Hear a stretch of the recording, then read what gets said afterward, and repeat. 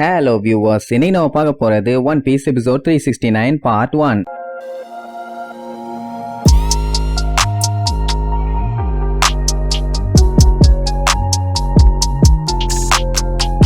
Open பண்ணா நம்ம லூஃபியா தான் காட்டுறாங்க. கண்ணா பின்னான்னு பயங்கரமா மூச்சு வாங்கிட்டு இருக்கான். என்னன்னா கெக்கோ முரியான்னு நினைச்சு அவனோட ஷேடோவை பிடிச்சான்ல, எப்ப அந்த மூதேவி எஸ்கேப் ஆகி போனான்னே அவனுக்கு தெரியல. நீங்க இருக்கேன்னா அப்ப அவன் எங்கடா போனாங்கிற மாதிரி புலம்பிட்டு இருப்பானா. உடனே இவன் என்ன பண்ணுவான், நம்ம பையில கீழே தள்ளி விட்டுட்டு அவன் ஏதோ சொயின்னு பாம்பு மாதிரி சுருண்டு அப்படியே நெளிஞ்சு அவன் பாட்டுக்கு கையிலேயே பறந்து போவான். உடனே லூஃபி அவன் கையை வச்செல்லாம் புடிய ட்ரை பண்ணுவான். அவன் தான் ஷேடோ வாச்சே, சிக்கவே மாட்டான். அவளாதான் வண்டையா கத்துவான். டே நாய, வீணா போன எடுபட்ட பயல, முல்ல மாதிரி பயல, முடிச்சவகி பயல, சண்டைக்கு வாடா சண்டைக்கு வாடா, இப்ப நீ எங்கடா போற, சொல்லிட்டு போடா அப்படின்னு எவ்வளவோ கத்து பார்த்துட்டு அவன் கண்டுக்காம அவன் பாட்டுக்கு போயிருவான். லூஃபி இப்ப எங்க இருக்கானே தெரியல. அப்படியே சுத்தி முத்தி பார்த்துட்டு இப்ப எப்படியாச்சும் வந்த கெக்கோ மொரியாவை காலி பண்ணாதான் எல்லாத்தோட ஷேடோவுமே அவங்க கிட்ட கொண்டு போய் சேர்க்க முடியும். அப்படித்தானே அவன் எல்லாத்துக்கிட்டையுமே சொல்லிட்டு வந்திருப்பான். லூஃபி என்னைக்குமே வாக்க கொடுத்துட்டு மீற மாட்டானே, அது கூட ஏதாச்சும் பண்ணிக்குவான். இப்ப இவன் ஷேடோவையே இவன் திருப்பி கொண்டு வரலன்னா அதுவே பெரிய பஞ்சாயத்து ஆகும். அப்படி ஒருவேளை நம்ம ஷேடோ நம்ம கிட்ட திரும்பி வரலன்னா என்ன ஆகும்னு அப்படியே யோசிச்சு பார்ப்பான். காலையில சூரிய வெளிச்சம் பட்டு அப்படியே காத்தோட காத்தா கரையிற மாதிரி யோசிச்சு பார்ப்பான். அவ்வளவுதான் பயலுக்கு பீதியாகி தொண்டையிலேயே கத்துவான். பின்ன இப்ப இப்படி இருக்கிறவன் சூரிய வெளிச்சத்துல காலங்காத்தால காத்தோட காத்தா மறைஞ்சு போனான்னா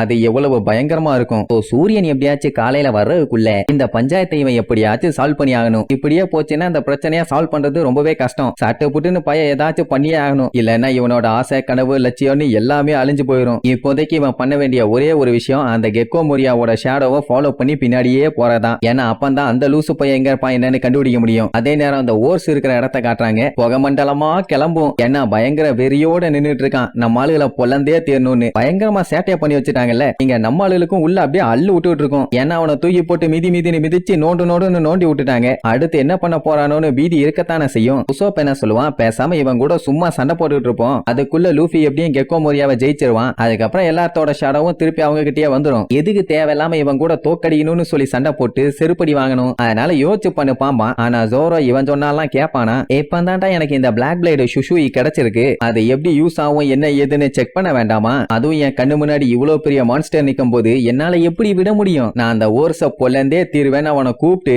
நான் தாண்டா உன் ஆப்பனன்ட், வாடா என் மாப்பு வைக்கிறேன்டா உனக்கு ஆப்புன்னு பயங்கரமா பில்டப் எல்லாம் பண்ணுவானா. ஓர்ஸ் ஓகே நான் உன் கூட சண்டை போட தயாரிடுவான். இங்க எல்லாத்துக்குமே அள்ளு விடும். பின்ன தனியா போய் சண்டை போட்டானா ஐயோ என்ன ஆகும்னு எல்லாம் பீதி ஆகும் போது அந்த ஓர்ஸ் என்ன பண்ணுவான், ஓங்கி ஜோரோவை அடிக்க போவானா. அப்ப அவன் மூஞ்ச பாக்கணுமே அப்படி ஒரு வெறி. கரெக்டா ஜோரோவை குத்தும் போது ஜஸ்ட் மிஸ்ல நம்மால எஸ்கேப். அவன் மேல அடிக்கிறதுக்கு ஏகப்பட்ட கல்லெல்லாம் தெரிச்சு வரும். எல்லாத்தையுமே கத்திய வச்சு வெட்டி தெரிய விட்டுருவான். நம்ம ஆளுகெல்லாம் எவ்வளவோ சொல்லி பார்ப்பாங்க, உன்னால தனியாலாம் சண்டை போட முடியாது, எதுக்கு தேவையில்லாத வேலை, மறுபடியும் வா ஒன்னா சேர்ந்து சண்டை போடலாம், அப்பதான் அவனை ஜெயிக்க முடியும்னு சொன்னா கேட்க மாட்டான். அவனுக்கு அதை பத்தி எல்லாம் கவலை இல்ல. நம்ம பையன் இதுக்கு முன்னாடி வச்சிருந்தானே யுபஸ்ரீங்கிற ஒரு ஸ்வாடு, அது அப்புறம் இப்ப கையில வச்சிருக்கானே 2 ஸ்வாடு, அதையும் கம்பேர் பண்ணும் போதும் இந்த பிளாக் பிளேடு சுசுயி ரொம்பவே ஹெவியா இருக்குது. இவன் இப்படி சொல்லிட்டு இருக்கும் போதே அந்த ஓர்ஸ் ஓங்கி குத்த வருவானா. எல்லாம் பதறுவாங்க, ஐயோ ஜோரோ தள்ளிடுறா இல்ல செத்துருவேன்னு. ஆனா கரெக்டா ஜோரோவை குத்த வரும்போது அவன் கையில வச்சிருக்க கத்திய வச்சே ஒரே வெட்டு. அவன் வெட்டினதுல அவன் கையே அப்படியே தசை மாதிரி டைவர்ட் ஆகி போகும். அப்படின்னா என்ன அர்த்தம், அவனோட ப்ரூட் ஃபோர்ஸ் ஸ்ட்ரென்த்தையே நம்ம ஜோரோ அலேக்கா டைவர்ட் பண்ணி விட்டுட்டான். அதுக்கப்புறம் 108 பவுண்ட் பீனிக்ஸ்னு சொல்லிட்டு ஒரு சுத்தி விடுவான். அந்த 3 ஸ்வாடோட பவரும் அப்படியே சுத்திட்டு போய் ஒன்னா சேரும் போது பெரிய சைஸா மாறிடும். இத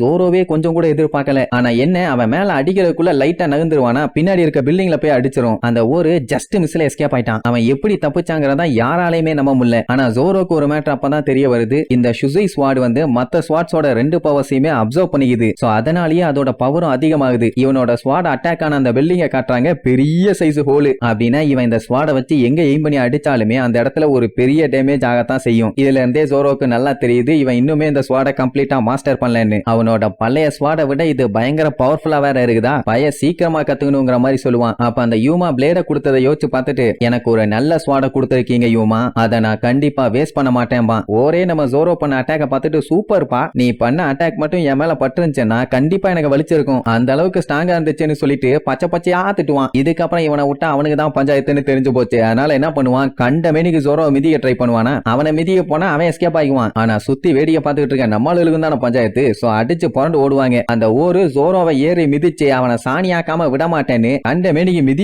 மிதின்னு மிதிக்க ட்ரை பண்ணுவான். ஜோரோவும் எஸ்கேப் ஆகிக்கிட்டே இருப்பான். இங்க நம்ம ஆளுக்கெல்லாம் அள்ளு விடும். ஐயோ ஜோரோக்கு எதுவும் ஆயிடக்கூடாதுன்னு. இப்ப ஜோரோ அவன் மிதிக்க எஸ்கேப் ஆகிட்டே தான் இருப்பானே தவிர அவனால அட்டாக் பண்ண முடியல. ஏன்னா ஏதாச்சும் ஒரு பெரிய ஓப்பனிங் கிடைச்சா மட்டும்தான் நம்மளால இறங்கி அடிக்க முடியும். இப்போதைக்கு தப்பிக்க மட்டும்தான் முடியும். ஏதாச்சும் எசகு புசகா பண்ணா தண்டனக்காதான்னு சொல்லிட்டு முடிஞ்ச அளவுக்கு எஸ்கேப் ஆவான். ஆனா அதுக்கப்புறம் என்ன பண்ணுவானா, ஒரு இடத்துல போய் ஸ்டாப் ஆவானா, இதாண்டா நல்ல கேப்னு என்ன பண்ணுவான், ஓங்கி மிதிக்க போவான். ஆனா அந்த டைம் நம்மால ஆப்போசிட்ல ஜம்ப் பண்ணி வந்து அவன் காலோட ஒரு வெட்டு. அவ்வளவுதான், ஓரால நிக்க முடியாம அப்படியே சரிவானா. எல்லாருமே மிரண்டுருவாங்க. ஏன்னா அத்தனை பேரும் சேர்ந்து அவனை கஷ்டப்பட்டு சரிச்சு போட்டாங்க. ஆனா இப்ப ஜோரோ ஒண்டியால நின்னு அவனை சரிச்சிட்டான்ல, எல்லாம் அப்படியே மிரண்டுருவாங்க. ஆனா அவன் சரிஞ்சாலுமே அடங்குற மாதிரி இல்ல. சரிய உன்னை நான் சும்மா விட மாட்டேன்டா அப்படின்னு கத்திட்டே தான் விழுவான். நல்ல வேலை விழுந்தவன் ஜோரோ மேல விழல. அவன் விழுந்ததுக்கே அந்த இடம் புழுதி பறக்கும். இதுல இன்னொரு காமெடி என்னன்னா, கீழே விழுந்தவன் ஏதோ பெட்ல படுக்கிற மாதிரி படுத்துட்டு இப்படி பிளாட்டா படுக்கிறதெல்லாம் எனக்கு பேன் கேக் சாப்பிடுற மாதிரி தம்பி, இதெல்லாம் ஒரு மேட்டரான்னு சொல்லி கேஷுவலா எந்திரிச்சு பாப்பான். ஜோரோவை அங்க காணோம்.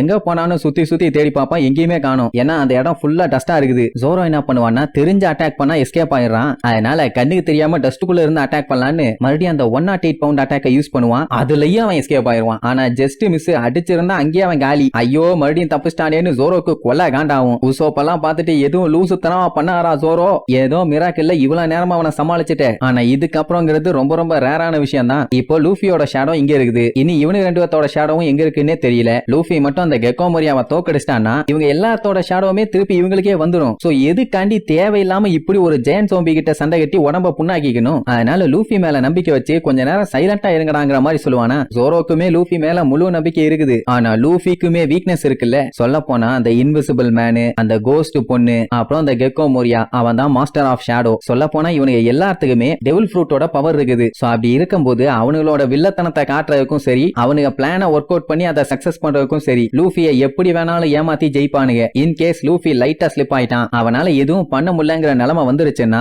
அந்த டைம் என்ன ஆகும், விடிஞ்சிரும்னா இவங்க எல்லாருமே காலி. சொல்ல போனா கடைசியில ஒரு டீசென்டான சண்டையே போடாம செத்து போயிட்டானுங்கிற மாதிரி பேர் வந்துரும். லூஃபி மேல நம்பிக்கை இருந்தாலும் அட்லீஸ்ட் கடைசியா ஒரு வெறித்தனமான சண்டைய போட்டோம் அப்படிங்கிற ஒரு நிம்மதியிலேயாவது சாகலாம்ல. ஏதாச்சும் தப்பா நடந்துச்சுன்னா, இல்லனாலும் நல்லா தான் நடக்க போகுது, அப்புறம் என்ன பஞ்சாயத்து. அதனாலதான் இவன் சண்டை போடணும்னு ஒத்த கால்ல நிக்கிறான். இப்போ பிரச்சனை என்ன தெரியுமா, சன்ரைஸ் இன்னும் அரை மணி நேரத்துக்குள்ள நடக்க போகுது. ஆனா இந்த இடம் ஃபுல்லா பயங்கர பனிமூட்டமா இருக்கிறதுனால அந்த சூரிய வெளிச்சம் வந்து அவ்வளவு சீக்கிரத்துல கிரவுண்ட ரீச் பண்றது ரொம்பவே கஷ்டம். அது மட்டும் இல்லாம எல்லா இடத்துக்குமே சன்லைட் வருமாங்கிறதும் டவுட் தான். இப்போதைக்கு காலையில சூரிய வெளிச்சத்துல இருந்து இவங்க தப்பிக்கிறதுக்கு ஒரே ஒரு வழி இந்த ஃபாக் மட்டும்தான். ஆனா அதுக்காக சூரிய ஒளி மேல படுமா படாதான்னு பயத்திலேயே தெரிய முடியாதுல்ல. சன்ரைஸ் ரொம்பவும் பக்கத்துல வந்துருச்சு. இவங்களால முடிஞ்ச அளவுக்கு சண்டை போட்டு இவனை சீக்கிரமாவே காலி பண்ணிட்டாங்கன்னா உடனே போய் லூஃபிக்கு ஹெல்ப் பண்ணி சீக்கிரமாவே ஜெயிச்சிடலாம். இவங்க ஷேடோவும் இவங்களுக்கு திரும்பி கிடைச்சிரும். அதனால இன்னைக்கு ஒரு கை பாத்துறலாங்கிற மாதிரி தான் எல்லாம் வெறியோட நிப்பாங்க. அப்ப அந்த ஓருமே உங்களை நான் காலி பண்ண போறேன்னு தான் பில்டப் பண்ணிட்டு இருப்பான். அந்த டைமுங்கும் போது திடீர்னு பயங்கரமான நிலநடுக்கம். ஓர் தான் இந்த வேலையை பண்றான்னு பார்த்தா இல்ல, அவனுமே நடுங்கிட்டு தான் இருப்பான். அந்த மொத்த த்ரில்லர் பார்க்குமே கண்ணா பின்னான்னு நடுங்கும். அங்க இருந்த ஜோம்பிஸ் எல்லாம் ஆஹா